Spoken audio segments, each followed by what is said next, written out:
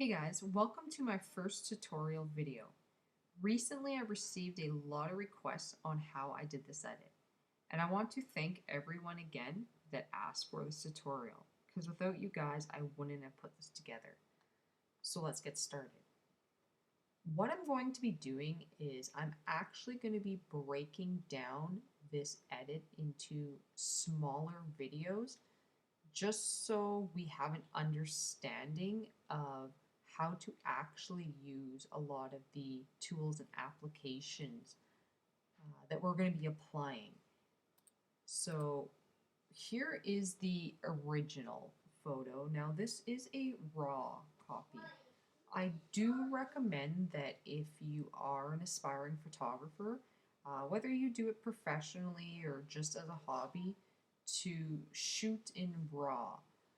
The reason why is when you shoot in RAW, it retains a lot more of the detail that makes the photo, which gives you a lot more flexibility if you're going to be doing editing in Photoshop.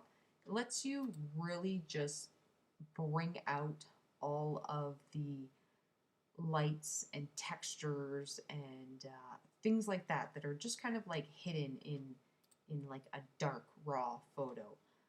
One of the reasons why you also want to shoot a little bit darker in camera is because when you are underexposed, meaning darker, it's easier to lighten those colors, and we'll get into that a little bit later.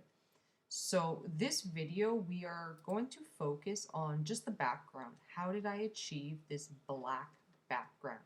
And it really makes him pop from the photo.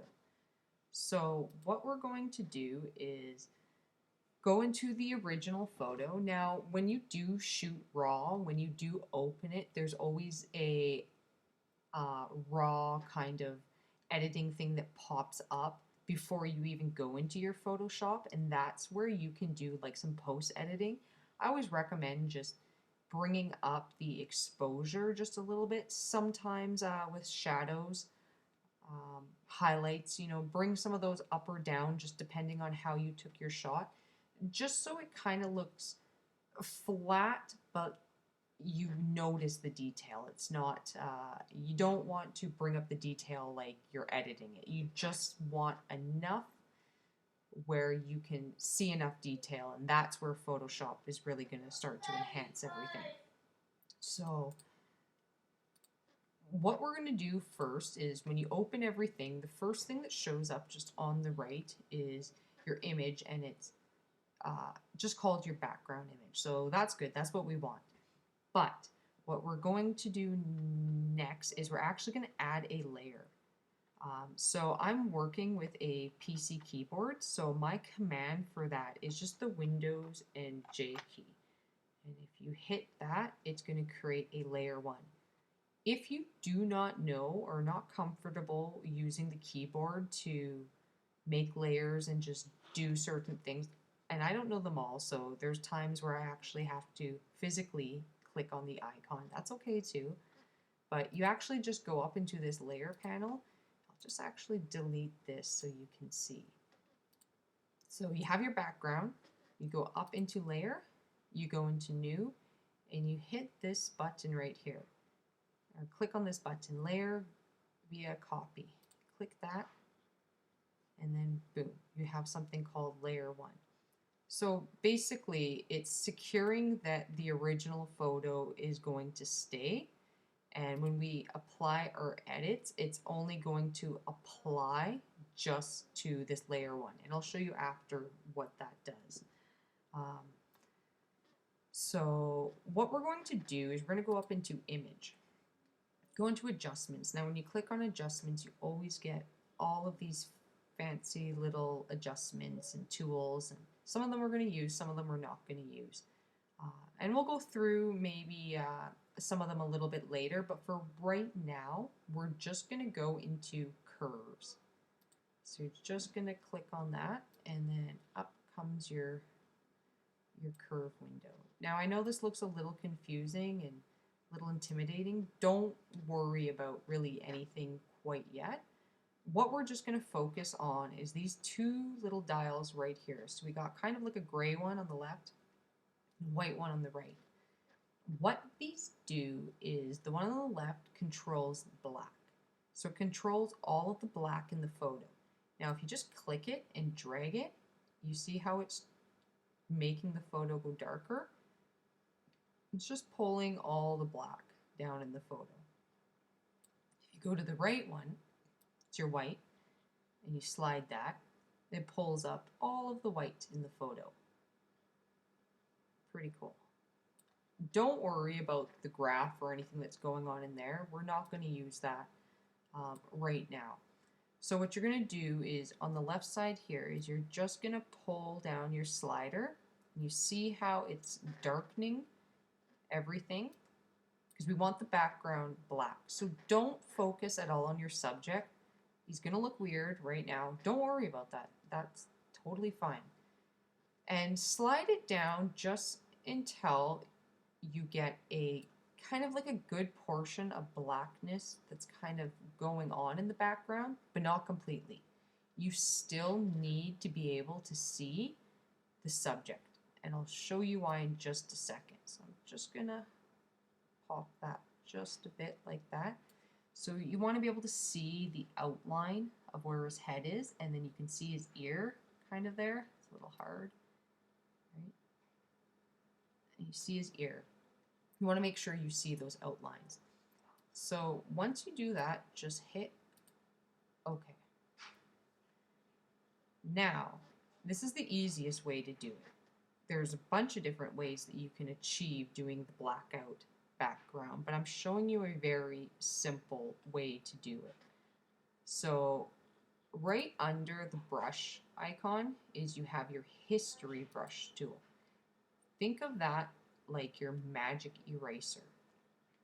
So we're going to bring that up. Now up here is your brush box. One of the boxes, or sorry, next to it is your brush box. So that's kind of the little folder with the little brush in it. And it brings up this like brush setting diagram looking thing.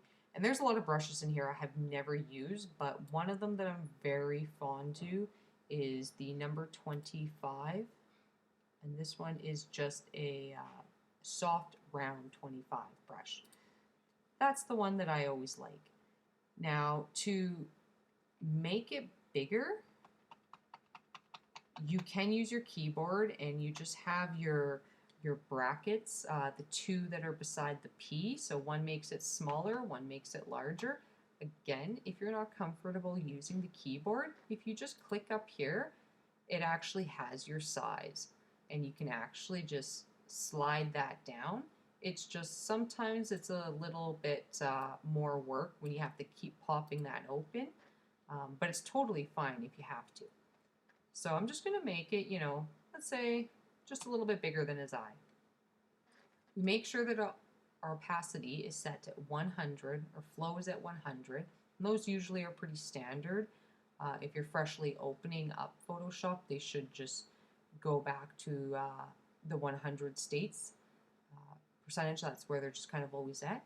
And what we're going to do is we're just going to go over the subject. Now don't go around the perimeter of him quite yet. And we're just going to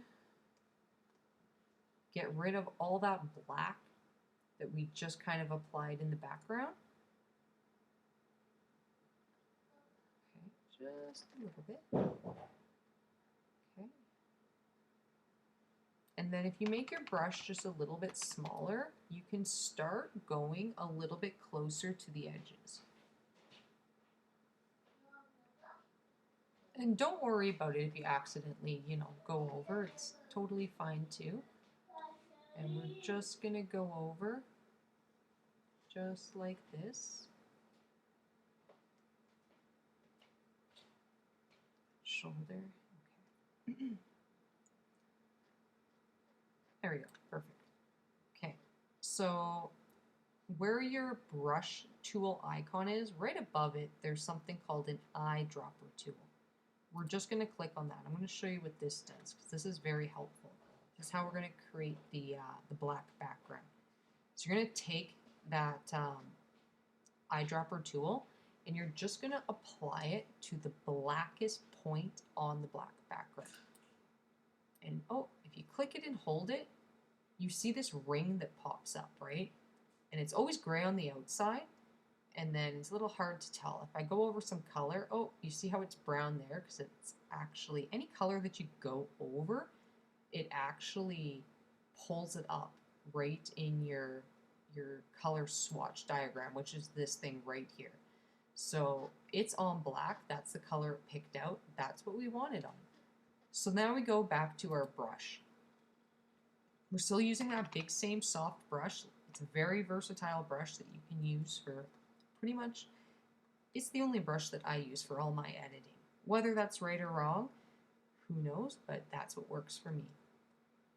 And that's what we're going to use. So we're just going to start painting. There we go. Stay away from the perimeter of the subject just for now, and I'll show you why in a second. So you just are painting the background. It's going nice and black, just how we want it. Okay, so you have these two boxes right here, and I'm just going to click on that because you always want these two boxes to be set on black and white. And if you hit the X on your keyboard, and you have to, for what I think, for my understanding, is the X is the only thing that I think controls it. Oh, no, that might be. Let's just say X. If you hit X, it actually just switches the two swatches. See that? Right here. So you just want to make sure we do have a black and a white. Okay, so now what we're going to do is right here is your zoom button. We're going to zoom in just a little bit closer. Again, make sure we're on our brush. Make it a little bit smaller. Oh, see, and that's what happens if you're on the white. I'm just going to go back to black.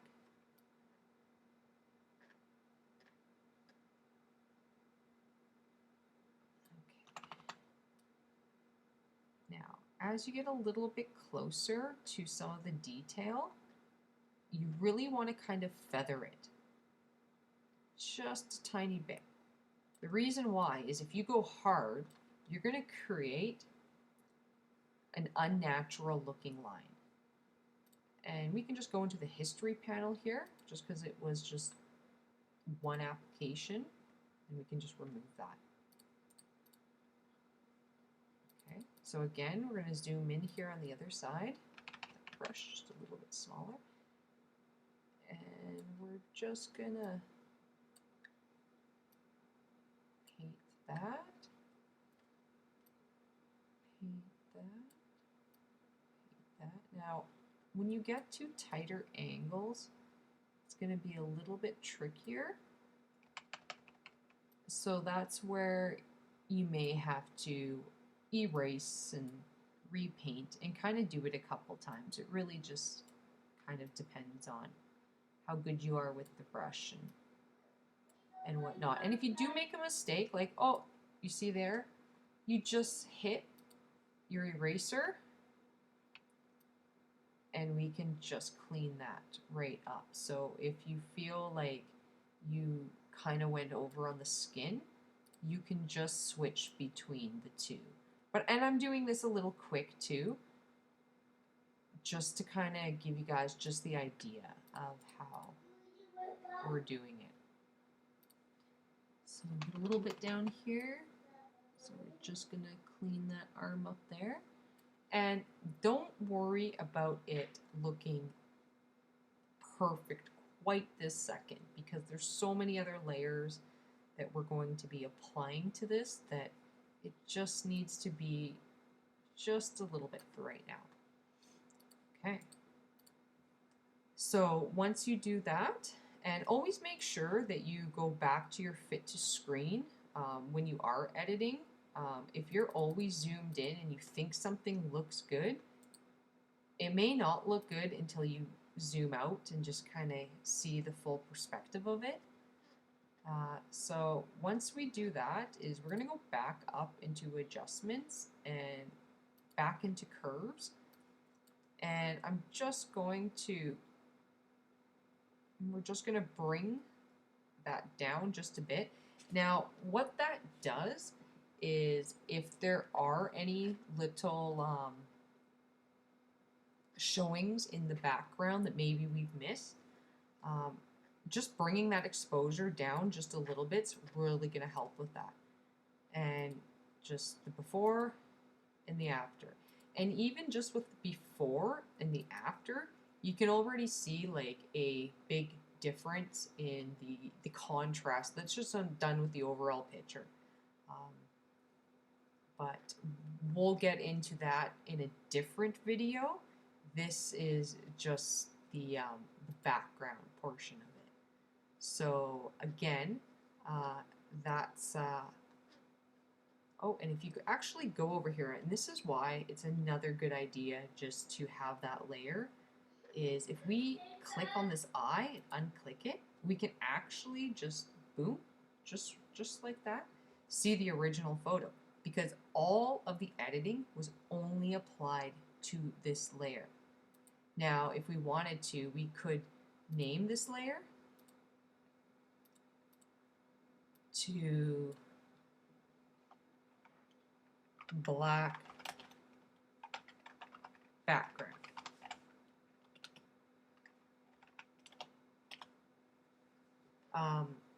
As you get lots of layers, sometimes it's a good way to just kind of keep track of all your different layers and stuff.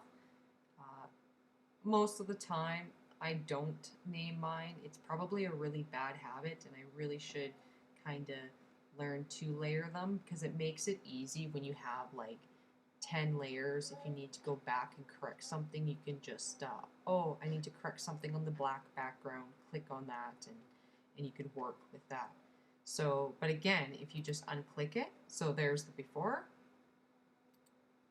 there's the after, and in videos to come and further techniques and applications, we will get to this.